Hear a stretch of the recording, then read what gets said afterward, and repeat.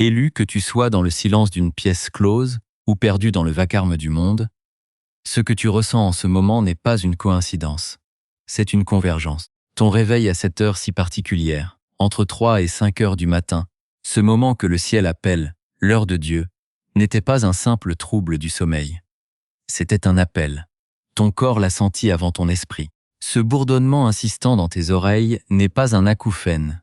C'est le chargement de codes de lumière, une recalibration de ton être pour la fréquence qui arrive. Et cette lourdeur sur tes épaules, que tu portes comme une cape invisible depuis des années, ce sentiment que l'ancienne vie pèse des tonnes, ce n'est pas de la fatigue. C'est le signe que tu as grandi au-delà des structures qui te retenaient. Ton ancienne réalité n'est plus à ta taille. Tu as essayé de la porter, de t'y adapter, de sourire en silence, alors que tout en toi hurlait le besoin d'espace. Mais le temps de la compression est terminé. Heaven a une fenêtre à travers laquelle le Père observe la vie de ses élus, et depuis des années, il se tient à cette fenêtre et observe la tienne. Il t'a vu te réveiller fatigué et choisir la foi malgré tout. Il t'a vu pardonner à des gens qui ne se sont jamais excusés.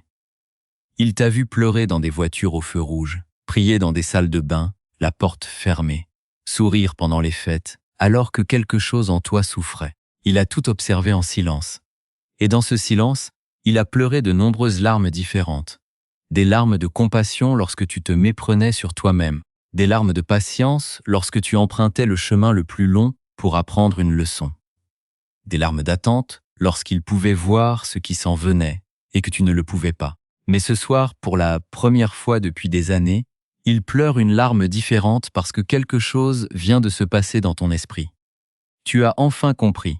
Tu as enfin compris la vérité qu'il essaie de te transmettre depuis une décennie. Et au moment où ton âme a chuchoté oui, il s'est couvert le visage de ses mains et a pleuré des larmes de joie. Ce message est le langage de ses larmes. Ne bouge pas. Les mots suivants ont été arrangés avant que tu n'ouvres cette vidéo. Ce que je m'apprête à dire n'est pas un contenu décontracté. Ce n'est pas du divertissement. Ce n'est pas une autre vidéo à faire défiler pendant que tu prépares le dîner ou plies le linge. C'est une terre sacrée. Alors, j'ai besoin que tu fasses quelque chose avant que nous n'allions plus loin. Arrête de faire défiler. Arrête le multitâche. S'il y a un deuxième écran ouvert dans un autre onglet, ferme-le. S'il y a des gens dans la pièce avec toi, ce message n'est pas pour eux. C'est pour toi. Juste pour toi. Fais silence dans la pièce. Baisse le volume de tout le reste. Retourne ton téléphone face vers le bas pour qu'il ne puisse pas interrompre ce qui s'apprête à atterrir. Prends une vraie respiration. Pas la respiration superficielle que tu as prise toute la journée pendant que tu te précipitais d'une chose à l'autre. Une vraie respiration. Laisse ta poitrine se soulever vraiment. Laisse-la retomber. Laisse ton corps se souvenir de ce que ressent l'immobilité. Tu n'es pas tombé sur cette vidéo par hasard. L'algorithme qui t'a fait défiler jusqu'ici n'était pas du code. C'était un tamis vibratoire, une intelligence spirituelle qui a scanné la fréquence de ton âme et a reconnu la signature de ceux qui sont prêts. Il n'a laissé passer que ceux qui sont en résonance avec le message « Breaking on my spirit ». Tu es ici parce que ton âme a émis un signal de détresse et d'appel que le ciel ne pouvait plus ignorer. Alors reçois ce qui vient ensuite lentement. Ne le précipite pas, ne le survole pas, ne cours pas vers la fin pour chercher une chute. Le message tout entier est le cadeau, et chaque section porte quelque chose dont ton esprit a besoin. J'ai fait une promesse au Père avant de m'asseoir pour enregistrer ceci. J'ai promis que je ne perdrais pas ton temps. J'ai promis que je ne dirais que ce qui était vrai. Et j'ai promis que je ne te laisserai pas quitter cette vidéo sans livrer le message qui a été placé devant moi pour toi, spécifiquement. Alors reste avec moi. Les prochaines minutes ne t'appartiennent pas. Elles ont été arrangées avant que tu n'ouvres cette vidéo. Ce message est l'appel entrant personnel que tu attendais, la confirmation que tu n'es pas fou, que tu n'es pas seul et que la période de formation par le vide est terminée. Écoute, il est temps de regarder en face ce que tu as appelé le désert, ce temps où tu avais l'impression que le ciel était d'airain et que tes prières ricochaient contre le plafond de ta réalité. Ce n'était pas de l'abandon. Ce n'était pas le silence d'un Dieu distrait ou indifférent.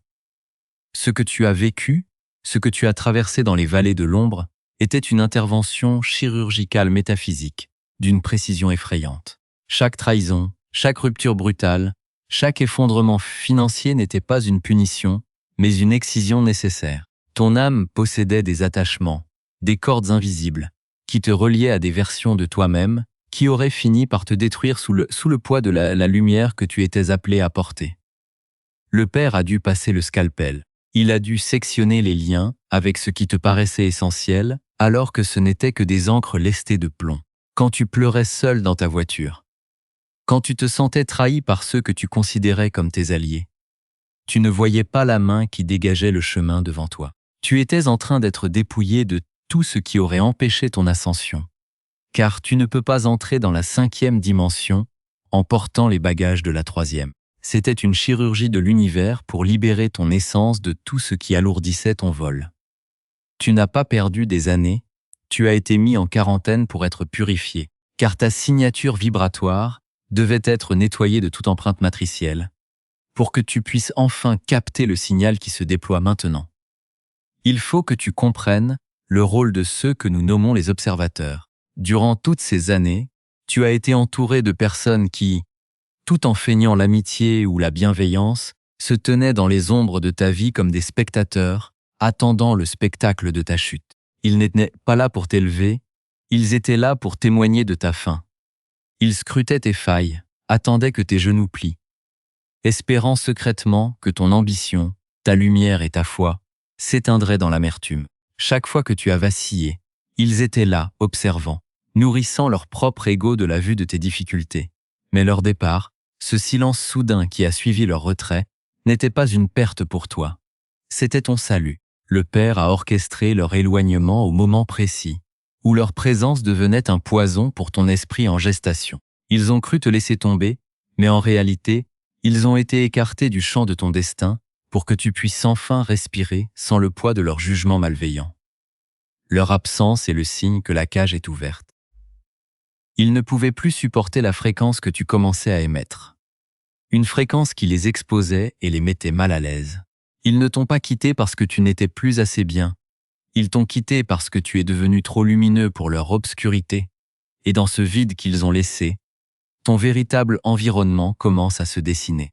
Ne regrette jamais leur départ, car chaque personne qui sort de ta vie est une place libérée pour une âme qui vibre à ta nouvelle altitude.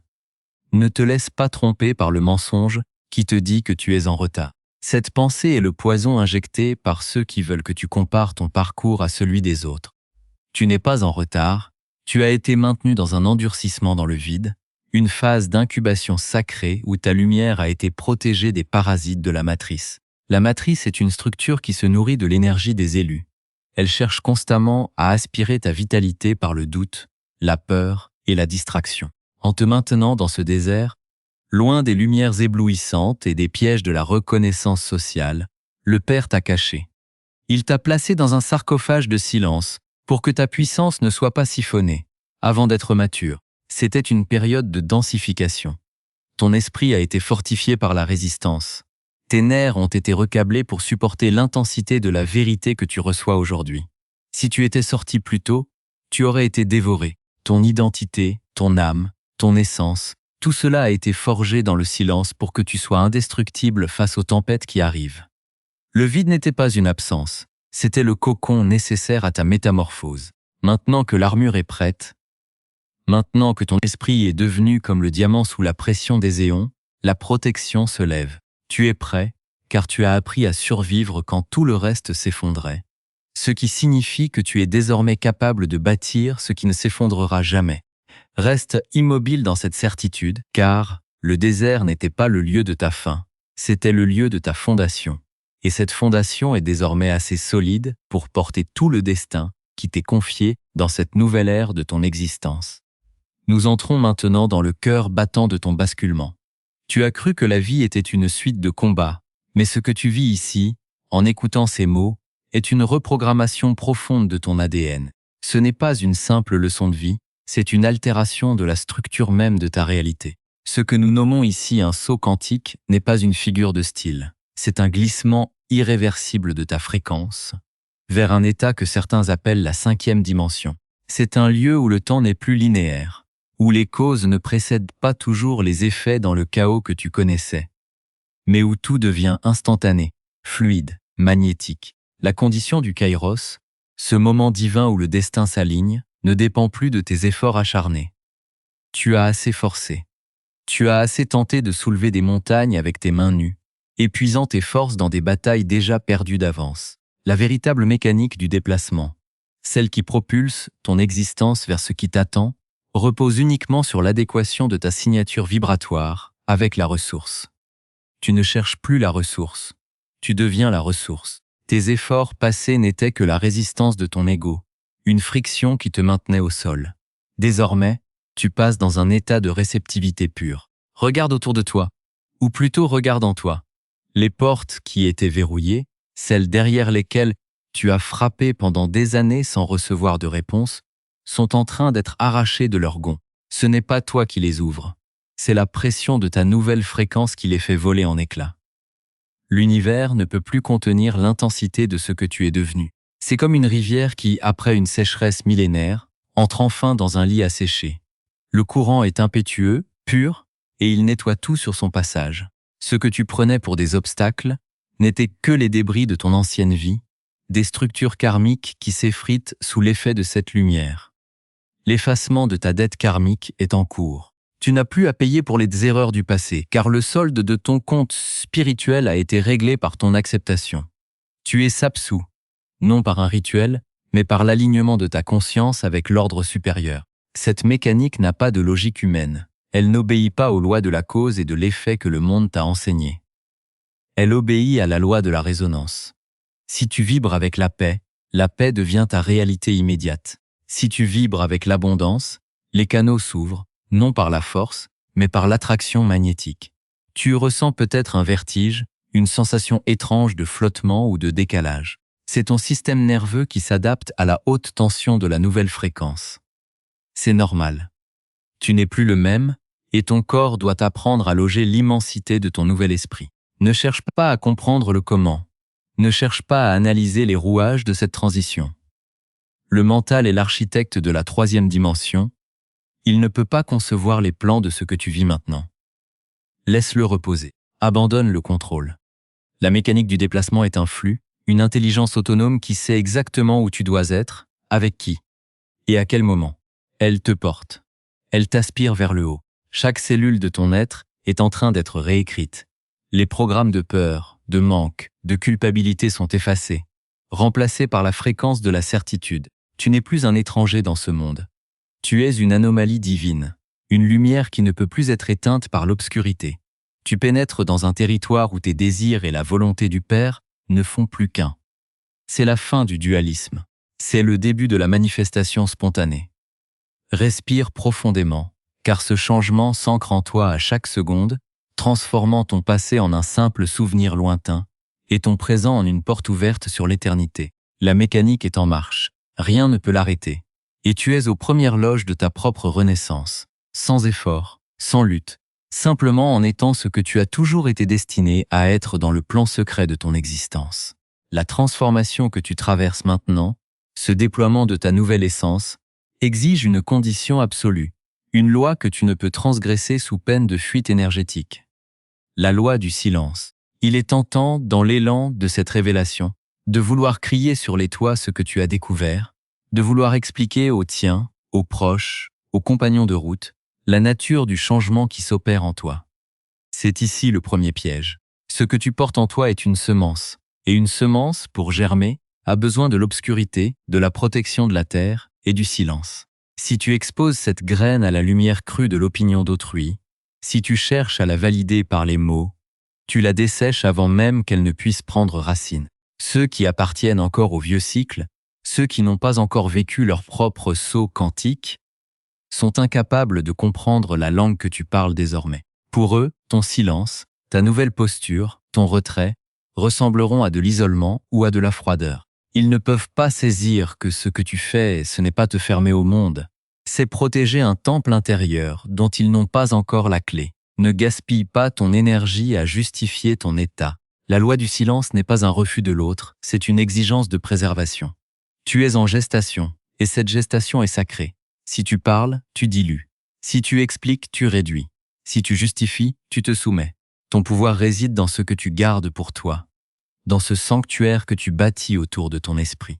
L'univers ne te demande pas de convaincre, il te demande de manifester. La menace ne viendra pas de l'extérieur comme une agression brutale. Elle viendra sous la forme d'un sondage insidieux, de la part de ceux qui ont connu la version ancienne de toi. Ces personnes, que l'on peut nommer des vampires d'énergie, ne sont pas nécessairement malveillantes par nature, elles sont simplement addictes à la fréquence que tu diffusais autrefois, une fréquence où tu étais disponible, malléable, et où tu portais le poids de leurs propres ombres. Dès l'instant où tu as cessé d'émettre sur cette longueur d'onde, ils ressentiront un manque, un vide, et ils chercheront instinctivement à sonder ta nouvelle énergie. Ils viendront vers toi, parfois avec une fausse douceur, parfois avec une critique dissimulée, cherchant à vérifier si tu es toujours la personne qu'ils peuvent manipuler, rassurer ou dominer. Ils tâteront ton terrain, poseront des questions insidieuses, pour voir si tu es toujours enclin à la justification ou à la défense. C'est le moment critique. Ils essaieront de te ramener sur le sol de l'ancienne réalité en te rappelant des souvenirs où tu étais plus simple, plus accessible. En un mot, moins conscient. Ce sont des tests de fréquence. Ils ne cherchent pas à te comprendre, ils cherchent à t'ancrer à nouveau dans le cycle que tu as quitté. Si tu réponds, si tu entres dans leur jeu de mots, si tu essaies de leur expliquer pourquoi tu as changé, tu tombes dans le panneau. Tu leur donnes l'accès qu'ils réclament. Chaque explication que tu leur donnes est une brèche dans ton bouclier. Ton attitude doit être celle d'une sérénité impénétrable. La règle est claire. Tes résultats seront ta seule réponse. Tes mots ne seront plus nécessaires pour te défendre, pour justifier ton évolution, ou pour demander l'approbation de ceux qui t'entourent. Le fruit de ton travail, le calme de ta présence, la clarté de tes décisions, voilà les seules choses qui comptent. Laisse-les être déconcertés. Laisse-les interpréter ton silence comme ils le souhaitent. Certains diront que tu as changé, que tu es devenu distant, que tu n'es plus la personne qu'ils ont connue. Accepte cela comme un compliment, comme la preuve irréfutable que le travail de transfiguration est en train de se réaliser. Tu n'es plus tenu de rassurer les autres sur ton évolution. Ton intégrité réside dans ton refus de te renier pour rendre les autres confortables. C'est une épreuve de force intérieure. Rester ferme dans ton silence alors que l'ancien monde insiste pour obtenir des comptes. Tu es protégé, tu es sous un sceau. Et ce sceau est ta capacité à ne pas laisser les fréquences inférieures pénétrer ton espace. Si quelqu'un essaie de t'aspirer dans un débat, dans un drame ou dans une justification, retire-toi physiquement si nécessaire ou mentalement si tu ne peux faire autrement. Ne donne rien. Ne partage rien. Conserve cette flamme, cette nouvelle ressource que tu as reçue, pour ton propre usage. C'est une loi immuable. Plus tu gardes le silence, plus ta force grandit. Moins tu t'expliques, plus ton autorité s'installe. Le cercle sacré que tu as tracé autour de toi est inviolable tant que tu n'y invites pas le doute par tes paroles. C'est dans ce vide protecteur que ta nouvelle réalité prendra forme, solide, réelle, inattaquable par les ombres du passé. C'est ainsi que l'élu se prépare pour le règne qui lui est destiné, loin des bruits, loin des regards, dans la majesté tranquille de sa propre vérité. Nous touchons maintenant à la frontière ultime, ce point de bascule où l'éphémère s'efface pour laisser place à l'éternel, où tout ce que tu as cru être une errance se révèle être une trajectoire parfaitement calculée vers ta propre souveraineté. Durant toutes ces années, tu as erré dans les corridors de ta vie avec le sentiment profond de ne pas appartenir à ce monde, avec ce poids indicible de celui qui cherche une maison, sans savoir qu'elle était en lui. Tu as vécu dans l'idée que tu devais mendier ta place, quémander l'attention des autres, prouver ta valeur à des entités qui ne pouvaient même pas percevoir la lumière que tu portais. Tu as cru être un orphelin spirituel, séparé de la source, obligé de te frayer un chemin dans une réalité hostile et souvent cruelle. Mais cette perception est ce qui a maintenu les murs autour de ton destin. Ce soir, avec une autorité qui ne vient pas de moi, mais de la vérité qui nous traverse, je te le déclare, ton orphelinat est terminé.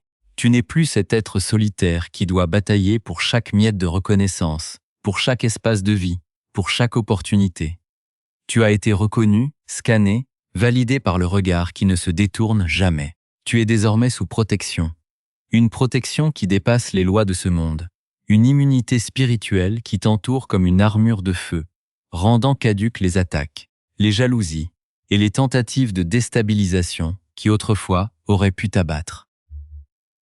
Ce n'est pas une réalité actée dans le tissu de ta nouvelle existence, une vérité qui s'est scellée au moment précis où ton âme a cessé de lutter pour devenir.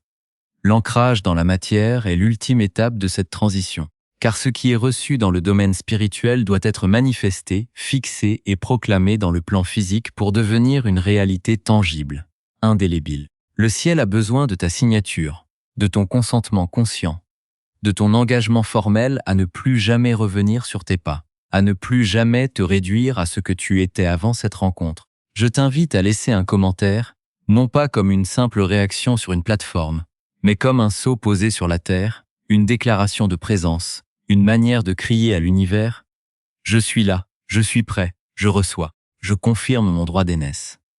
Ce geste est ton acte d'assentiment. En écrivant, tu ne fais pas que taper des mots sur un écran. Tu ancres ton intention dans la fréquence collective des élus. Tu formalises ton entrée dans le règne qui t'était promis avant la fondation du monde. C'est le moment où tu passes de la réflexion à la proclamation, de la passivité à la souveraineté. Chaque mot que tu déposeras là sera une pierre angulaire de ton nouveau temple intérieur, une preuve que tu as entendu l'appel, que tu as reconnu la voix, et que tu as accepté de porter la couronne qui t'était destinée. Cette couronne de lumière qui pèse sur ton esprit et qui te donne l'autorité de gouverner ta vie avec une clarté que rien ne peut plus troubler. Ne sous-estime pas ce geste d'ancrage, car dans les hautes sphères, ton intention est enregistrée, ton nom est gravé, et ton chemin est désormais tracé par ta propre détermination. Il n'y a plus rien à chercher. Il n'y a plus de secrets à percer, plus de portes à forcer, plus de maîtres à consulter.